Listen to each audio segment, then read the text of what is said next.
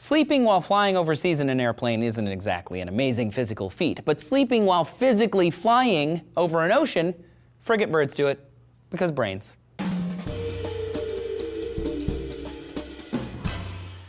Hey frequent flyers, Trace here with you on DNews Today. Frigate birds have an impressive 6-foot wingspan, but their feathers aren't waterproof, so they can't rest on water, and yet they spend most of their lives at sea. The exception is when they breed. They do that on land. So if they can't land on water and only come to land to breed, how does this non-waterproof bird stay aloft over the ocean for weeks at a time? It all comes down to their brains. Most of us probably think of birds as flying around during the day and resting at night like we do, but frigate birds? Earlier this year, a team from the Max Planck Institute for Ornithology in Germany tracked the birds' brain activity by fitting them with small devices able to measure electroencephalographic changes, or EEGs, brainwaves, including slow-wave sleep and rapid eye movement sleep. Data was gathered over 10 days while the birds flew more than 3,000 kilometers, and it revealed amazing behavior. During the day, birds stayed awake, looking for fish or other birds to harass and steal food from. They're kind of jerks. But when you can't land on water, that's kind of how you gotta live. Then, at night, their brains did something super neat. Frigate birds, like humans, have one brain divided into 2 hemispheres, but it turns out frigates can shut down and rest only one hemisphere at a time, engaging it in short-term stages of slow-wave sleep. In other words, they sleep with one eye open while flying. The birds typically circle upward on air currents in the direction of their open eye, which is the one connected to the awake hemisphere. The researchers think they do this to watch where they're going and so they don't run into other birds. Incredible as this is, frigates are not the only animal that sleeps with half its brain awake at a time. It's an unusual sleep pattern called unihemispheric slow-wave sleep. Behaviorally, sleep is a period of rest in a species-specific posture.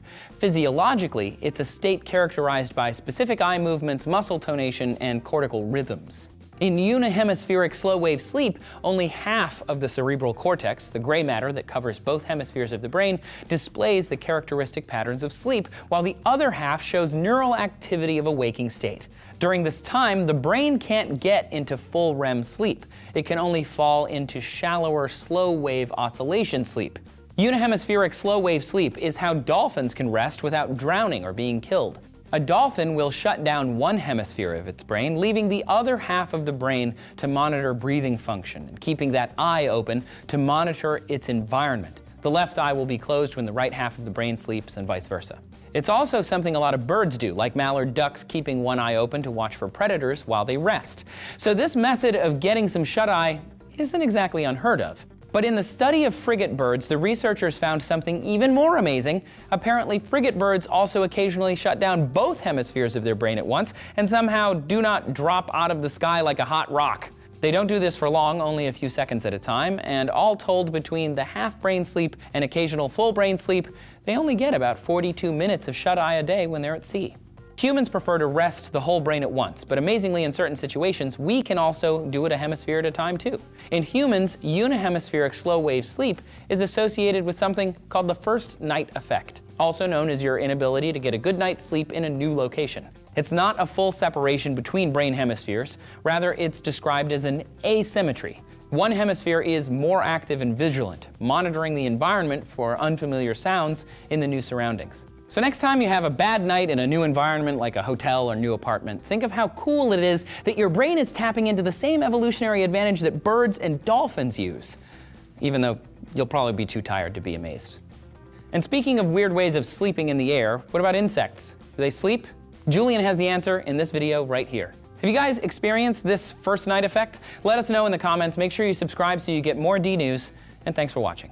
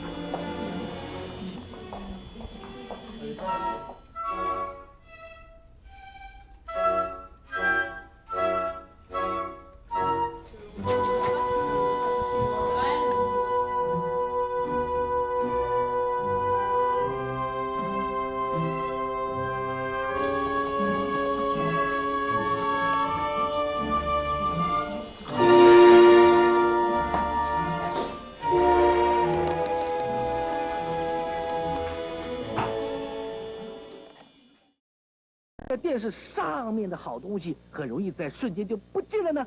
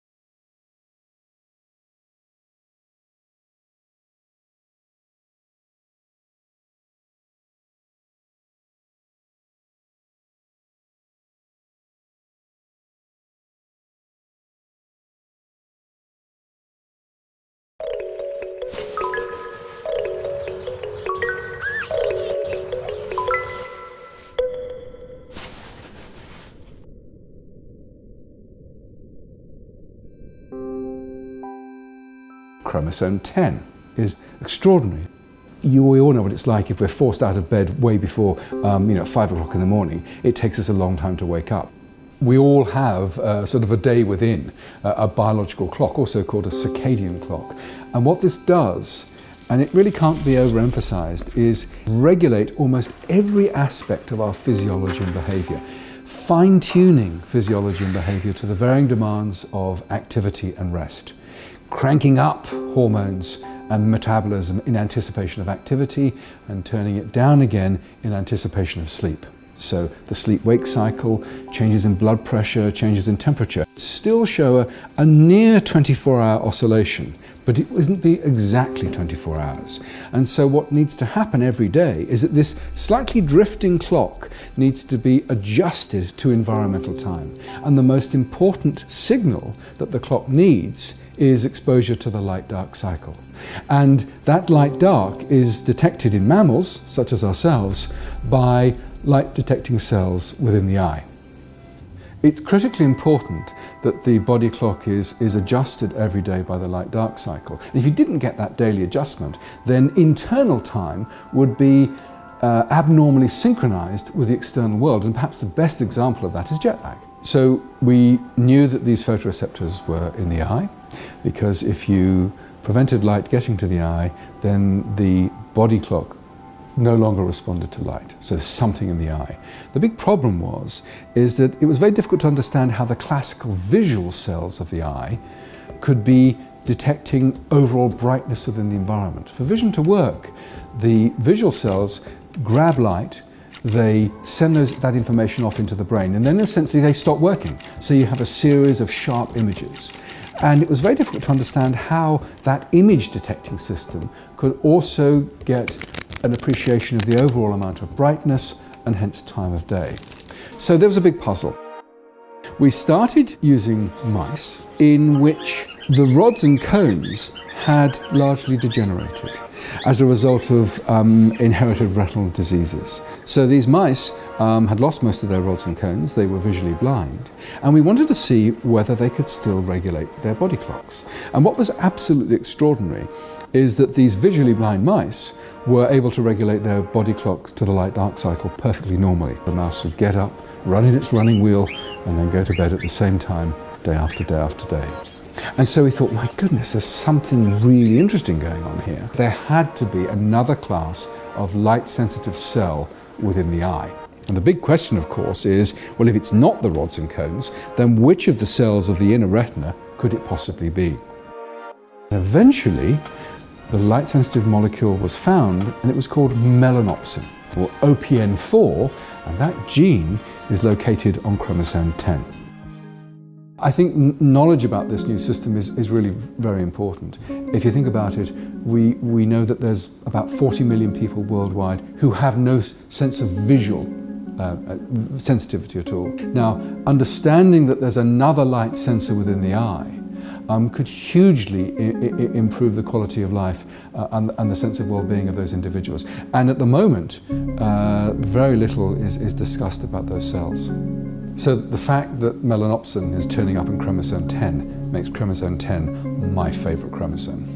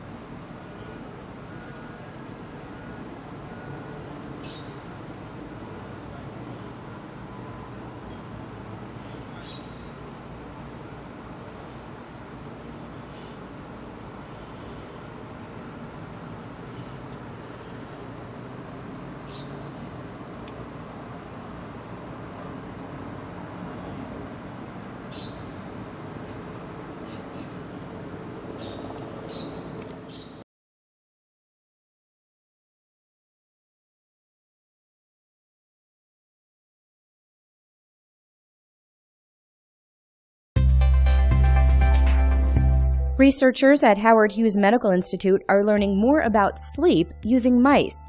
Two types of mouse sleep mutations were studied, sleepy and dreamless. The sleepy mice needed more sleep than normal mice, about 1/3 more. They carried a mutation in the SIK3 kinase gene. The dreamless mice did not show any rapid eye movement and carried a mutation in a sodium channel previously known to regulate neuronal excitability.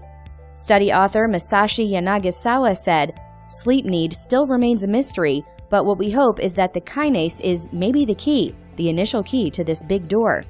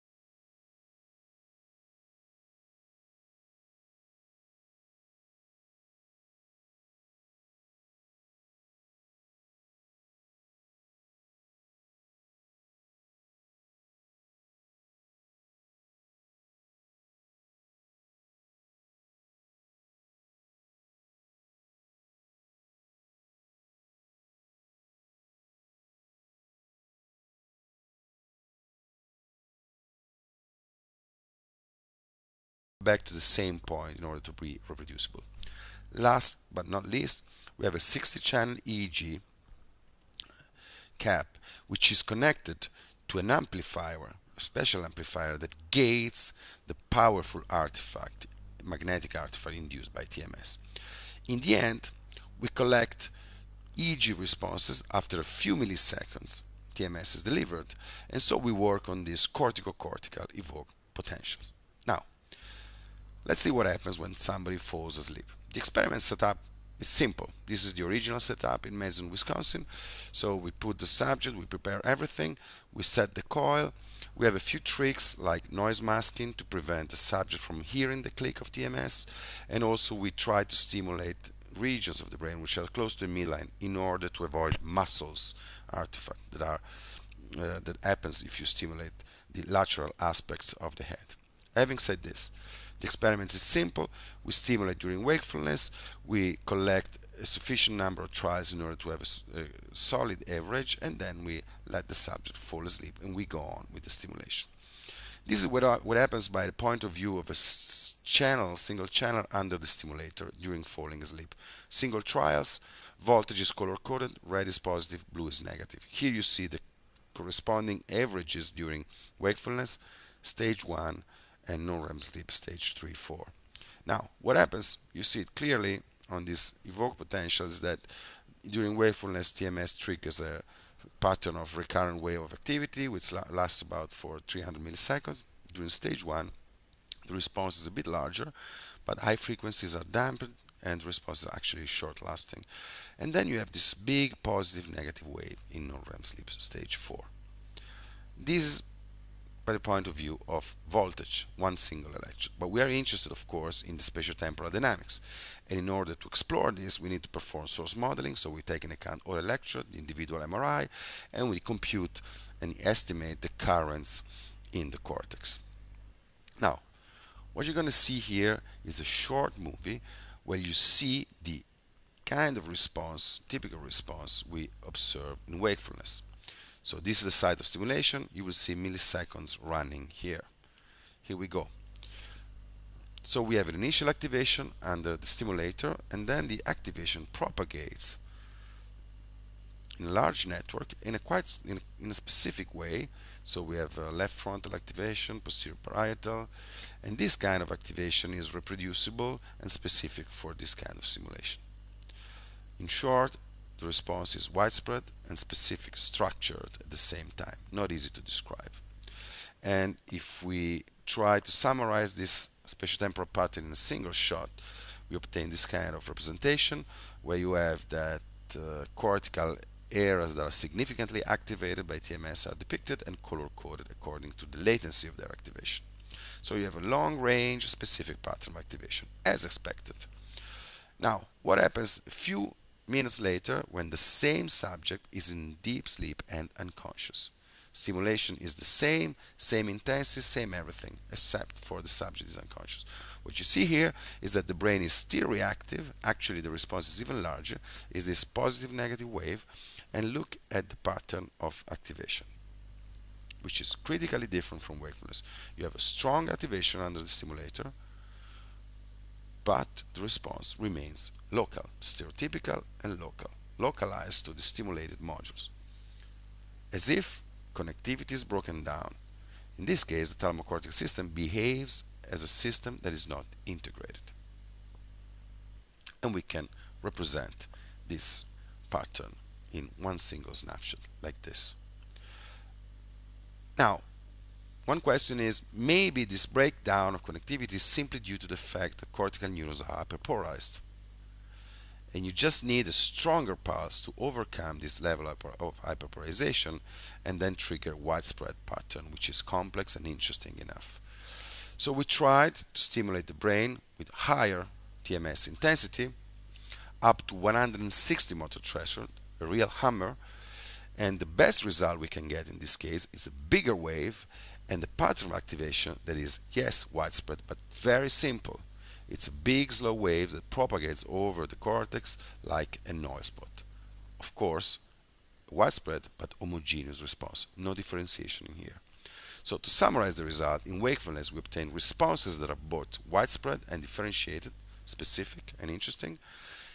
In sleep, if we stimulate the brain at the same intensity, we have a response that is local, which fits with a breakdown of connectivity and integration.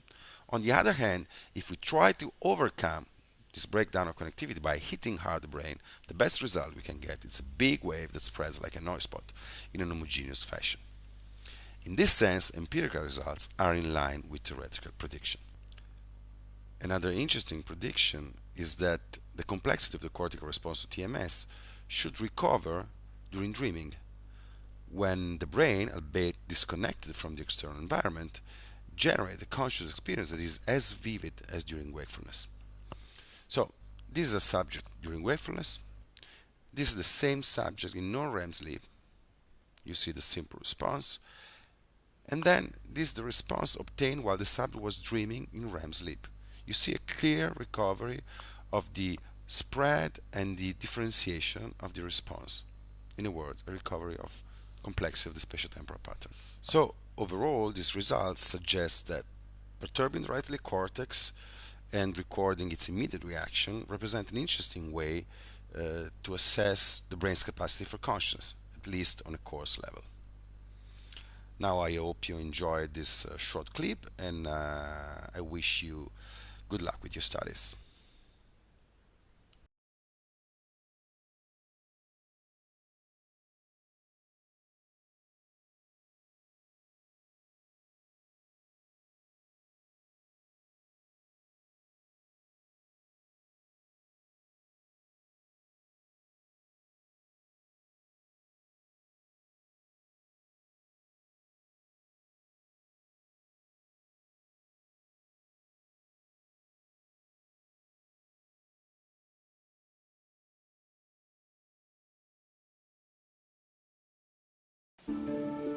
If you experience difficulty sleeping, try Lunesta. It's the sleep aid that will help you get the rest you need. Lunesta may not be for you if you have a fear of butterflies. But face it, if you're scared of a little butterfly, a sleep disorder is the least of your problems. Testosterone is what you need. You should not take Lunesta if you sleep near an open window.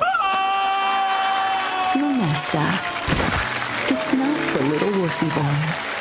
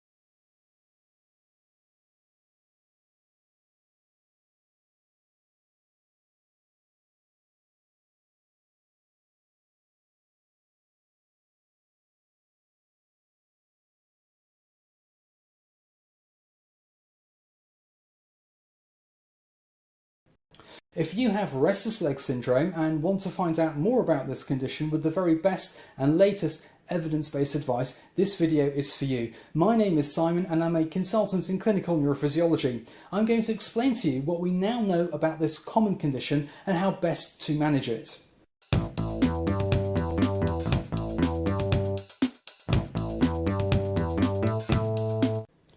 Restless leg syndrome, or RLS, is very common and affects at least 2% of the population.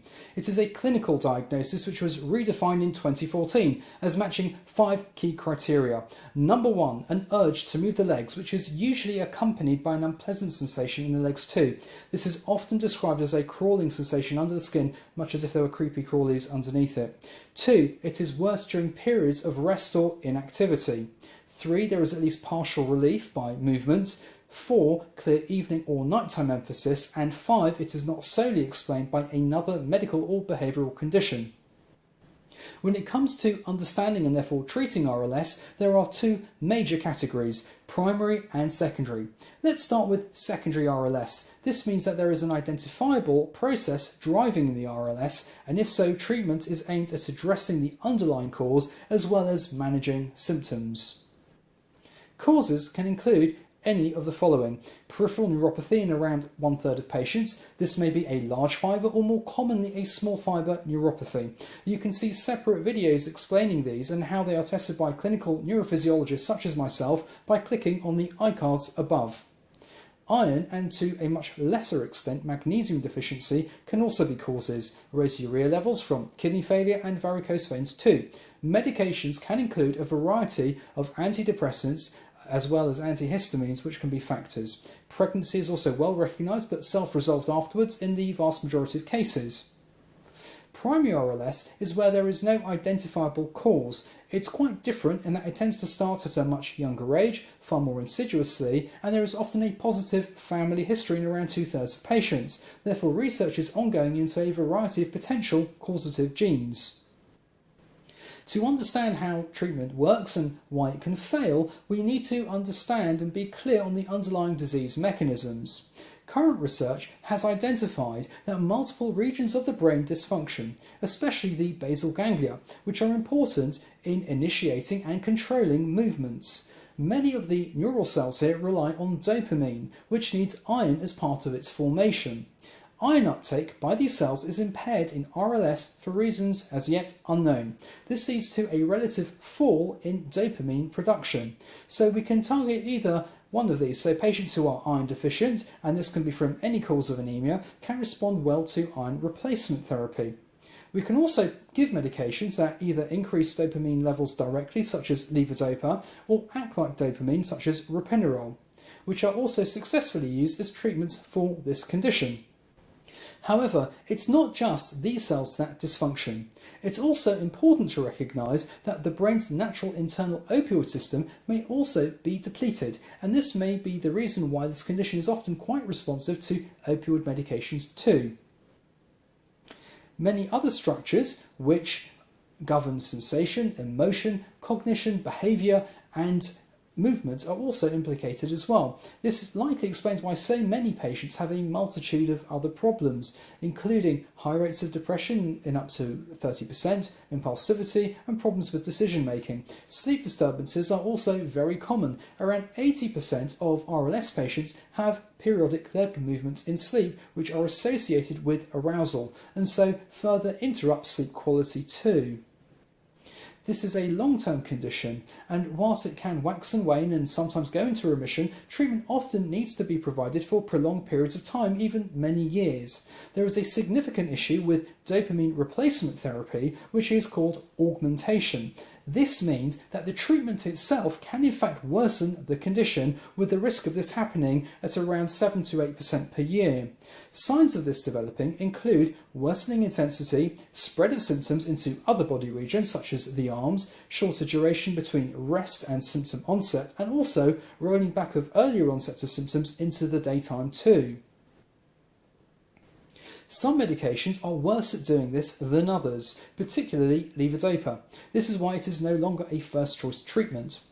The combined task forces of the RLS Foundation, the European RLS Study Group, and the International RLS Study Group have produced their management recommendations and guidelines in 2016. You can find a link to the whole guidance in the description box below, but briefly to summarise their primary recommendations. Number 1, non-dopamine medications such as gabapentin and acarbel, also called Horizant, should be trialled first, which should hopefully avoid the risk of augmentation. However, it has not yet universally been licensed as a first-line medication. 2. When dopaminergic medications are utilised, these should be at the lowest possible doses, for example pramipexole, ropinirole or rotigotine, and should also be with an aim to reduce symptoms to the point where the quality of life isn't so impaired, but not that they are completely eradicated. 3. If augmentation does occur, then anything exacerbating it should be addressed, such as iron replacement therapy if patients have low iron stores, or avoidance of any medications that are known to exacerbate augmentation, such as antidepressants or antihistamines, which should be reduced or avoided as much as possible. And of course, any lifestyle factors such as sleep deprivation need to be addressed, or anything medically exacerbating it, such as obstructive sleep apnea. 4. Other medications may need to be added at this point, such as horizontal or even switching. 5. Opioids such as oxycodone do have a place in treatment, but are reserved for those with severe augmentation symptoms not responding to all other means.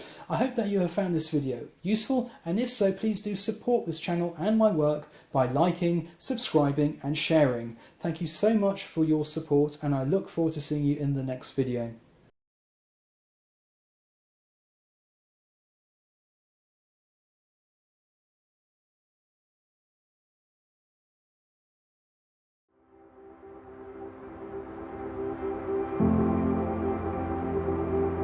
When you see a problem, my brain just immediately starts thinking about how I could put these things together, these materials or these processes together to really solve that problem. There's a personal satisfaction I get in being able to take technology and do something very meaningful and important and valuable with it.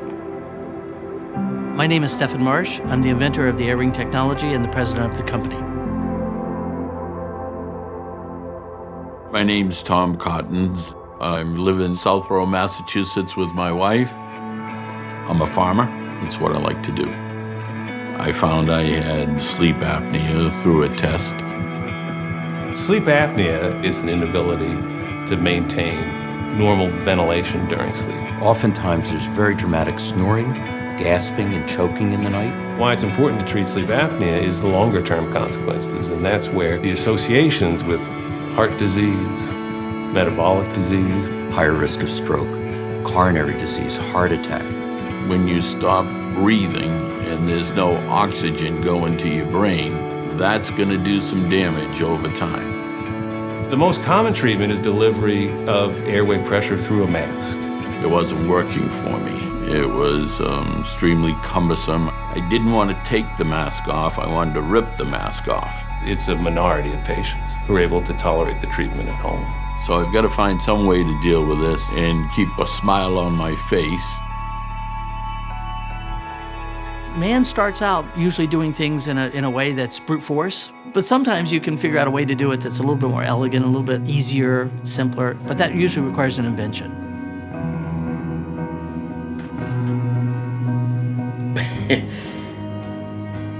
This is amazing. I really think that if this works, this will be the answer for 99% of them. They'll never go back to using that Star Wars piece on their head again. When I see this, I say, how can that possibly get the air in me? When I first talk to people about this, and I say, well, you know, we have these little micro pumps, and it turns out that they're very powerful, and they can pump the right amount of air at the right amount of pressure. Their first response is, no way, get out of here. And I go, well, yes, I think we can, because our micro pumps, our micro blowers, are very, very small. It's based on two membranes that are electrostatically attracted or repelled from each other. Opposite charges attract, and that's the bellows closing and blowing the air out. And like charges repel, and that's the bellows opening and sucking air in. And if hundreds and hundreds of these little bellows are plus and minus going together, you get a large amount of air to flow through. Zinc Air Batteries is a battery technology that has a lot of stored energy in it. It's very dense, which means it can be very small and have the right amount of energy. The nose buds, they're easy to insert. Really, it's one hand, grab it, stick it in your nose, you're done. The molded silicone rubber is extremely pliable.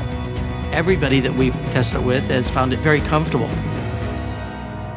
Really, for the first time in this disease, we have a treatment that patients will be willing to use. The long-term consequences of sleep apnea will be reduced. It's comfortable, it's well tolerated, patients can sleep in a variety of positions. It's just a perfect treatment. It's almost like I can't wait to try. I gotta know. It's important to get this technology, to get this device, to get the AirRing into people's hands as quickly as possible. The fastest way that I know how to do that is to raise sufficient amount of money so we can manufacture it, produce it, and get it out there. So we're here to ask you to give us a hand. If you can take this simple technology and treat this sleeping disorder, this condition, that's what technology is for. You've got to go do something that's important. And I can't think of anything more important for these blowers to do than to save somebody's life.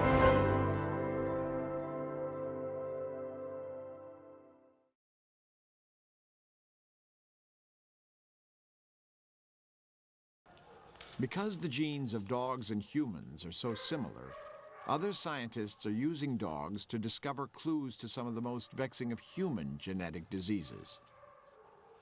With the help of Dobermans like Blitzen and Donner, and a dachshund named Bo, Emmanuel Mignot has already made a discovery that could improve millions of human lives. Bo has narcolepsy.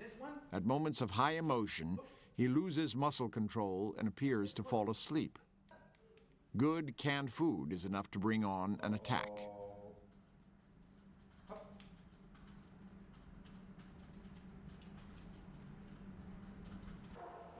On the rare occasions when Bo slips off into the hall, everyone knows there's no reason to race after him.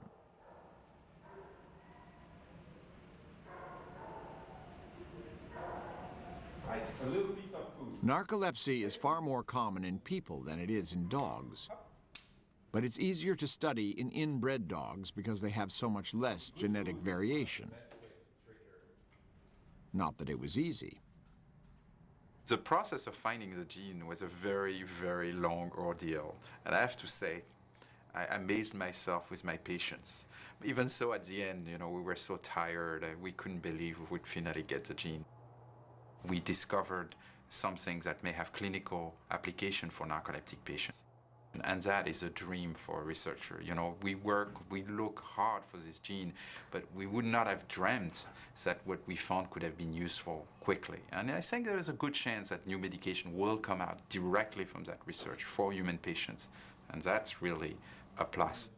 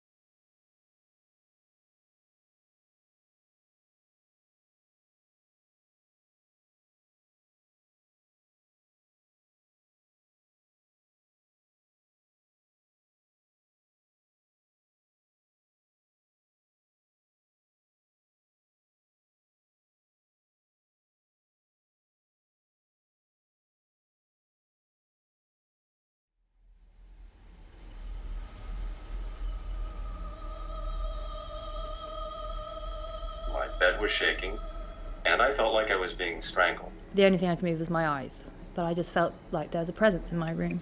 It kind of had its own consciousness. Pressure. Dark. Holding me and down. Crushing. Screaming and screaming and asking for help, but your mouth isn't moving. I started to cry out to Jesus, and I couldn't even say his name. I said, J. Then the next thing I know is there's this woman on top of me. There was a woman sitting on levitated in bed next to me. She looked dead.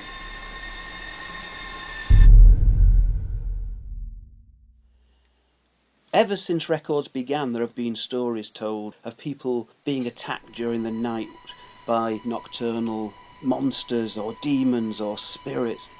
These accounts have led to all kinds of myths and legends and beliefs about strange beings. This is the Boto. By day, a pink river dolphin of the Amazon, the Boto transforms nightly into a libidinous human-shaped prowler. Wearing a hat to disguise the breathing hole on top of his head, this notorious demon attacks sleepers in their beds. This bear-like creature, the Tokoloshe, is known to roam regions of Africa, impregnating women and biting off the toes of men and children under the cover of sleep. Very often people report that these kind of grotesque, monstrous figures will slowly approach them and then often will actually try to throttle them. The old hag of Newfoundland. Legend describes how she comes in the night and sits astride her sleeping victims, crushing the breath from their bodies. I think there's actually an alternative explanation.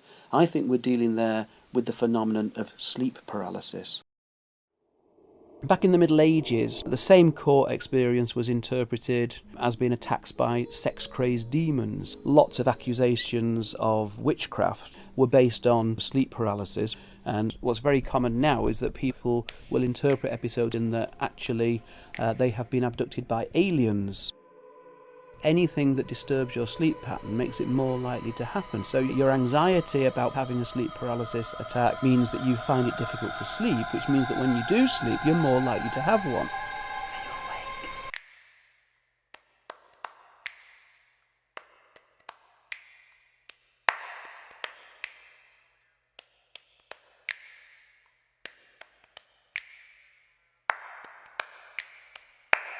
In its most basic form, and by that I mean half awake, half asleep, and not being able to move, between 20 and 40% of the population report they've had that at least once in their lives.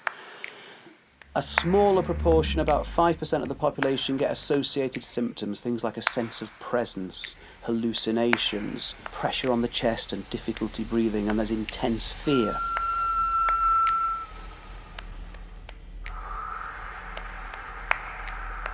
During the normal sleep cycle, you go into REM sleep, rapid eye movement sleep, and that's the phase of sleep that is typically associated with vivid dreaming. When you're in that state, the muscles of your body are actually paralysed to stop you acting out the actions of the dream. What happens in sleep paralysis is that your mind is woken up but your body hasn't. So you can't move, but you're aware of your surroundings. On top of that, the kind of dream imagery comes through into normal waking consciousness so that you get this altered state.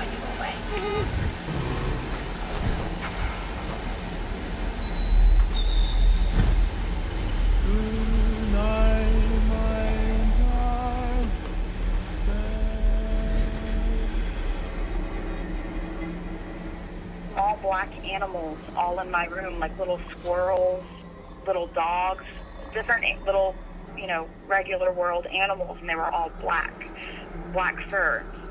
And then I felt pinned down, and I felt something like holding me still from behind me, and I could just feel that it was male. It's so real. I can feel like his leg hair and his arm hair, and I can feel him behind me, but I can't turn around.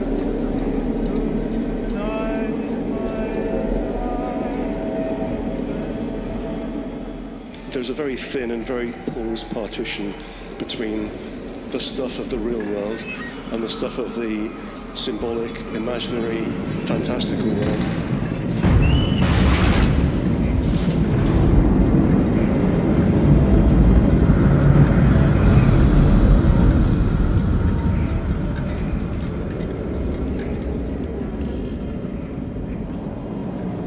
Sleep is as close to death as we get.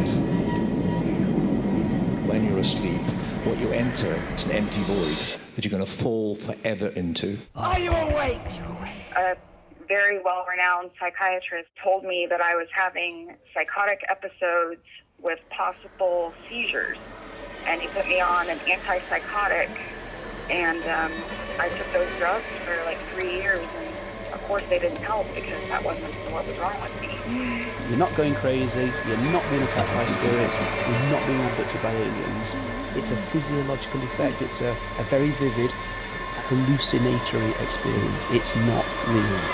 It doesn't matter if it's real, because it feels real. And that's what matters, isn't it? What feels real is what really matters, isn't it? What really matters is what's real to you.